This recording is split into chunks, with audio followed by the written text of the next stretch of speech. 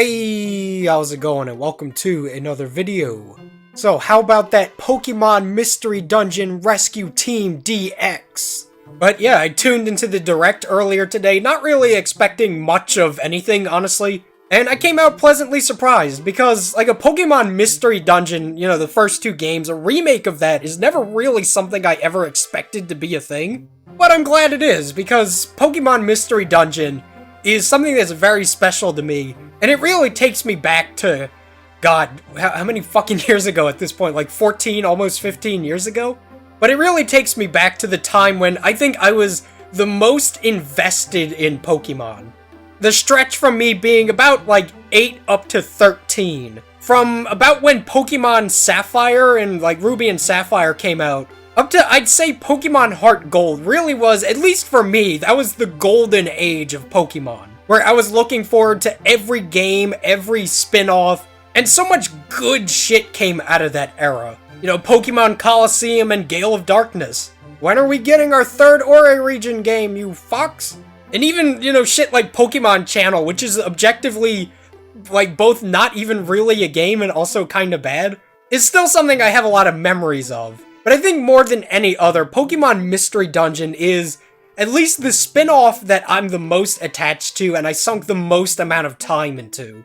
It came out in 2006, so that was right before we got, Pokemon Diamond and Pearl.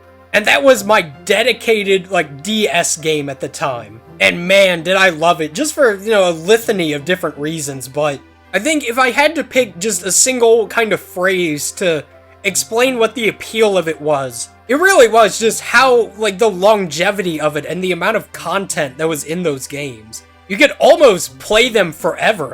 I sunk a lot of time into those, and still a lot of, especially the endgame content, I never finished.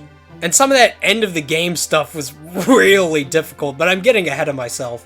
And Pokemon Mystery Dungeon also had such a good story that really was pretty different from the norm of, Pokemon at the time at least.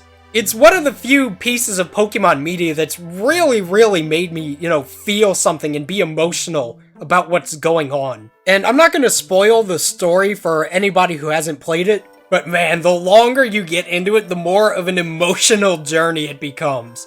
And another thing about it that, is really hard for me to put into understandable terms, but everything about it, especially a lot of the, really prominent, powerful Pokemon really did feel, legendary, I suppose.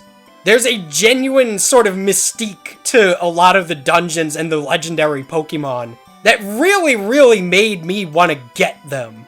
Just for example, I don't know, you want Celebi?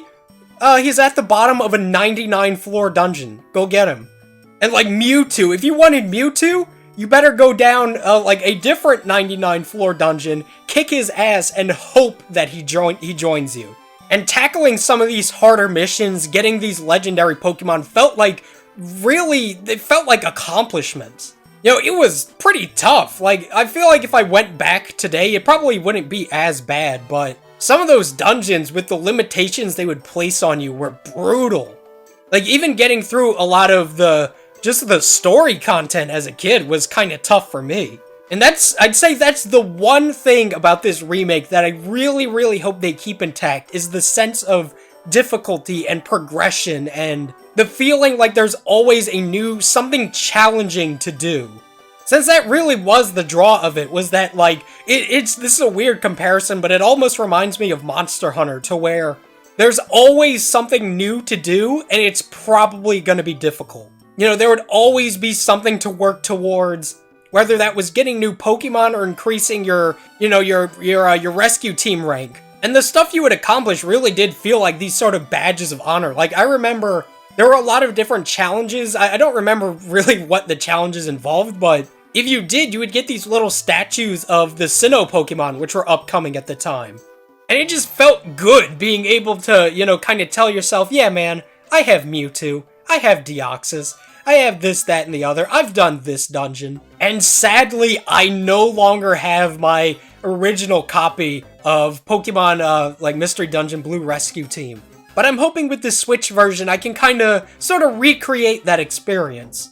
And maybe this time around I'll actually complete some of those, like, really hard endgame dungeons. But yeah, definitely looking forward to it. I kind of wish they would have given us, like, a little bit more of a warning. Because, fuck, dude, that game's coming out in 2 months, and that's the first time we've heard of it being a thing. Like, how often does that happen? Where a game is announced, and then they're like, yeah, it's coming out in 2 months, get ready. But if you've never played a mystery dungeon game, I would definitely suggest checking out the demo. Although I feel like the demo, like, up to where you get, really doesn't showcase the strength of Pokemon Mystery Dungeon.